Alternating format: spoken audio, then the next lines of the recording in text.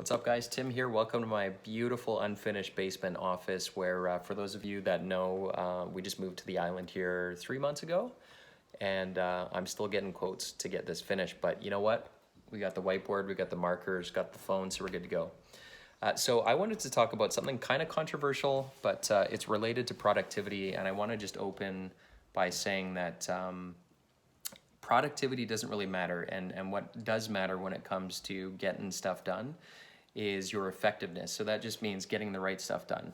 And I wanted to do some training here about something called the productivity funnel. And really it's about driving effectiveness rather than just being productive and getting a bunch of stuff done. I got a picture in my office in Edmonton, which is of a rocking horse. And it says, don't mistake motion with progress, right? So it's easy to feel busy and productive, but are you getting the right things done? Meaning, are you effective? And so that's what the training is geared towards, and the productivity funnel is around making you more effective every single day. And so what you guys are looking at right here is there's present you and there's future you. And to get philosophical, the present moment is all that exists, right? And so the choices that we make today, how we conduct ourselves, how we make decisions have an impact. You're planting a seed today which will harvest at some point in the future. And so a productivity funnel is all around making the right decisions so that they're kind of like future gifts. Think in terms of you're giving future you a better outcome, a better gifts by choosing the right things that he's going to receive or she at some point in the future. So how do you do this? How does present you give the greatest gifts to future you by working on the right things? Well, we create something called a productivity funnel. And if you look at this, essentially what we're looking at is your velocity or your capacity. That's the word I'm looking for. Your capacity for for better or for worse right now is what it is. Your ability to focus on tasks and get things done is what it is. And so think in terms of your capacity as a diameter in a pipe, right? There's only so many things that can go through there given the diameter of the pipe. So there are two ways that you can influence the capacity for you to maximize the ROI for future you, the gifts that you're going to be giving to future you in terms of the outcome. And when I talk about that, we're talking about a future gift might be increasing sales, increasing profitability, increasing employee morale, right? Decreasing costs, decreasing overhead, looking at new opportunities of growth. All of these decisions that you make today will impact future you, right? So think of it in terms of that. So getting back to the capacity, looking at how much stuff that you can get done, there are only two ways essentially that you can do this. Number one, you can increase the diameter of your capacity by delegating or by automating. And a really good example of automating is scheduling. Everybody can relate to that back and forth monotony of scheduling and picking a good time. So a great example of increasing your diameter of your capacity is through automating your scheduling. And so the tool that I teach is it's a tool called Calendly, Calend-L-Y, like calendar, but Calend-L-Y.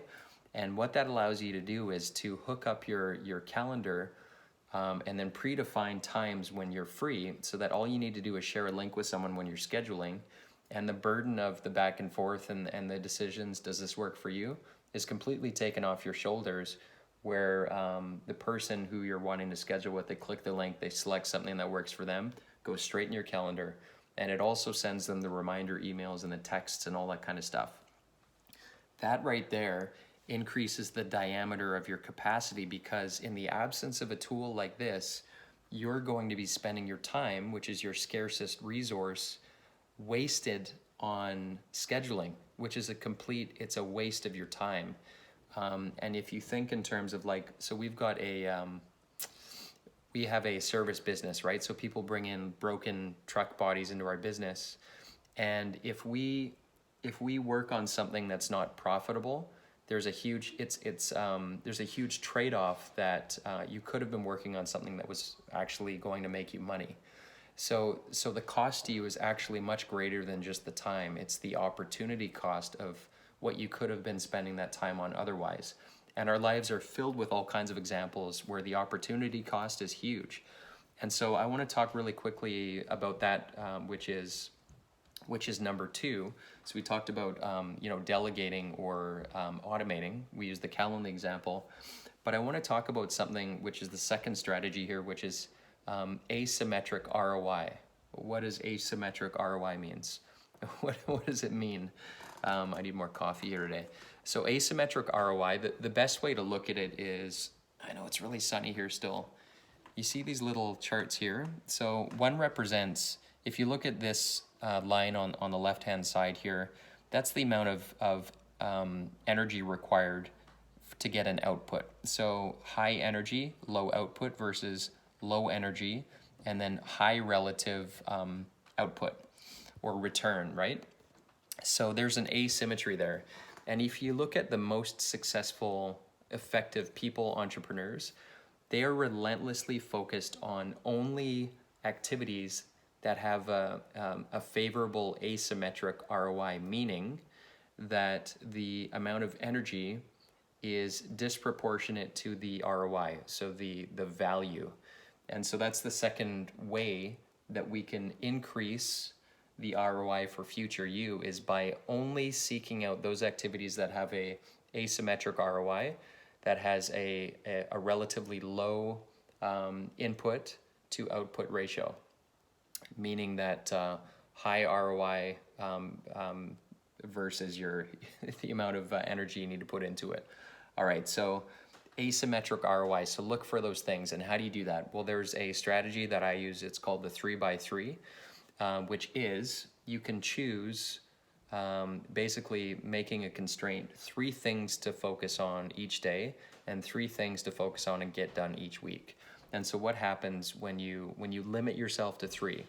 Well, it artificially creates an asymmetric ROI, meaning if you can only choose 3 out of 100 things that you want to get done, which ones are you going to choose? You're going to naturally select the ones that have the largest ROI because you only have 3. The only thing you can do is increase the quality of those things that you can work on. And then if you get those 3 done, of course, the rest is just icing. And so this is why it's currently 10:30 in the morning. Due to I've developed a habit of working on high asymmetric ROI activities, and I knocked out my 3 already for the day. It's 10:30 in the morning. So anything else that I get done today, that's why I'm teaching this stuff, is icing on the cake, right? And so the 3x3 strategy, number 1, we've got automate or delegate or outsource the things that are need to get done to increase your diameter. Other one is by introducing a constraint, so selecting only 3 things that you can get done, and that will help you to filter out the activities that are going to have the greatest asymmetric ROI relationship, if that makes sense. And so that is the productivity funnel in a nutshell. I have a framework and a system that automates and helps actually put all this stuff together and helps you to manage this on a day-to-day basis, which I teach.